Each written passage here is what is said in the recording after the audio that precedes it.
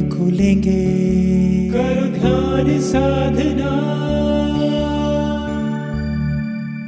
आध्यात्म और ज्ञान तत्व की अनुभूति कराती है आज की ये कहानी, सच्ची शिक्षा। एक समय की बात है, किसी जंगल में एक साधु महात्मा का आश्रम था। जंगल के बीचों बीच आश्रम बहुत ही रमणीय एवं मन को शांति प्रदान करने वाला था। साधु महात्मा उस आश्रम में अपने शिष्यों को विविध विषय आदि पर शिक्षा प्रदान करते थे। सभी विद्यार्थी उन साधु महात्मा की बहुत इज्जत करते थे एवं उन महात्मा की चर्चा दूर दूर के राज्यों में होती थी। एक दिन दो युवक उन महात्मा के पास आए और उनका शिष्य बनने की इच्छा व्यक्त की। युवक अच्छे कुल और परिवार से थे और वो दोनों भी उन महात्मा की चर्चा सुनकर उनसे शिक्षा प्राप्त करने हेतु आश्रम पहुंचे थे। महात्मा ने सोचा कि इन्हें शिष्य के रूप में स्वीकार करने से पहले इनकी छोटी सी कसौटी की जाए, और उन्होंने उन दोनों से आश्रम को एक कमरे में रखे दो मिट्टी के कबूतर लाने को कहा। दोनों कबूतर बहुत ही सुंदर थे तथा उन पर विशिष्ट प्रकार की कलाकृति की गई थी, जिससे वे बेहद चमक रहे थे।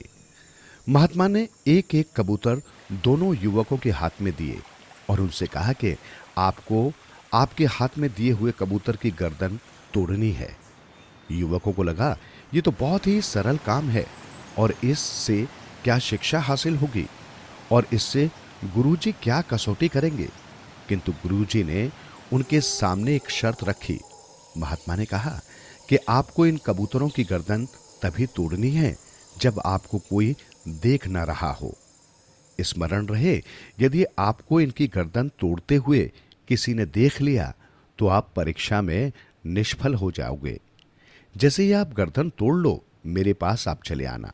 दोनों युवकों को लगा ये तो बहुत ही सीधा साधा और सरल काम है और दोनों आश्रम से बाहर की ओर चल पड़े।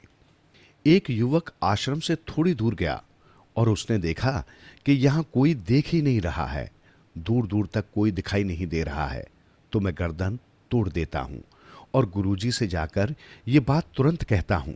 दूसरा युवक हाथ में उस कबूतर की कलाकृति को लिए हुए दूर जंगल में चला गया। जब वो एक घने जंगल में पहुंच गया तो एक पेड़ के नीचे वो बैठा। कबूतर की गर्दन तोड़ने का फैसला किया, किंतु जैसे ही वो गर्दन तोड़ने वाला था, उसकी नजर उस पेड़ पर बैठी एक पक्षी पर पड़ी। तो उसने सोचा कि अगर मैं यहां गर्दन तोड़ दूंगा तो ये पक्षी मुझे देख रहा है, मुझे कोई और तरीका अपनाना होगा। कुछ विचार करने के बाद वो युवक पास की झाड़ियों में जाकर छुप गया। उसे लगा इन झाड़ियों में मुझे कोई नहीं देखेगा और मैं गुरुजी का दिया हुआ काम पूरा कर पाऊंगा। किंतु उसने देखा कि झाड़ियों में छोटे छोटे कीट पतंगे और मक्खियां थी, तो वो भी उसे देख रही हैं। ये सोचकर वो झाड़ियों में भी कबूतर की गर्दन नहीं तोड़ पाया। कुछ समय विचार करने के पश्चात उसे एक उपाय सूझा। उसने एक गड्ढा खोदा और उस गड्ढे में बैठ गया। अब उसे लगा कि मुझे कोई नहीं देख रहा है, तो उसने उस कबूतर की कलाकृति की गर्दन तोड़ने का फैसला लिया।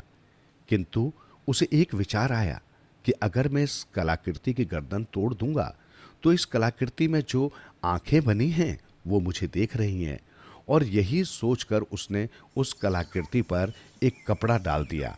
और जैसे ही वो उसकी गर्दन तोड़ने को हुआ, उसे एक और ख्याल आया कि मेरी आंखें तो मुझे देख रही हैं इस कबूतर की गर्दन तोड़ते हुए, तो उसने अपनी आंखें बंद कर ली। अब युवक को ना ही कलाकृति की आंखें देख रही हैं, न उसकी खुद की आंखें उसे देख रही हैं, और वो जैसे ही गर्दन तोड़ने को हुआ, मानो उसके अंदर से आवाज उठी कि अरे, मैं तो देख रहा हूं। और वो आवाज उसके हृदय की थी कि मैं तो देख रहा हूं। अब वो युवक पूर्णतः समझ गया कि गुरुजी की कसौटी किस शिक्षा की तरफ इशारा कर रही है। वो युवक उस कबूतर की कलाकृति को लेकर गुरुजी के पास पहुंचा और उनसे कहा, क्षमा कीजिए गुरुजी, मैं आपकी दी हुई कसौटी पूर्ण नहीं कर पाया, क्योंकि हर समय कोई न कोई मुझे देख ही रहा था। अंत में मुझे आभास हुआ कि अगर बाहरी दुनिया मुझे नहीं देख रही तो मेरे भीतर बैठी हुई अंतर आत्मा तो मुझे हमेशा देख रही है। इसी कारणवश गुरुजी, मैं आपकी कसौटी पूरी नहीं कर पाया। इस बात के लिए मैं आपसे क्षमा प्रार्थी हूं। गुरुजी ने कहा, हे नवयुवक, तुम इस कसौटी में असफल नहीं किंतु पूर्णतः सफल हुए हो, और यही शिक्षा इस कसौटी के माध्यम से मैं आप दोनों को देना चाहता था। हर एक मनुष्य को ये स्मरण रखना चाहिए कि हमारी हर एक क्रिया और कर्म पर परमात्मा की नजर है।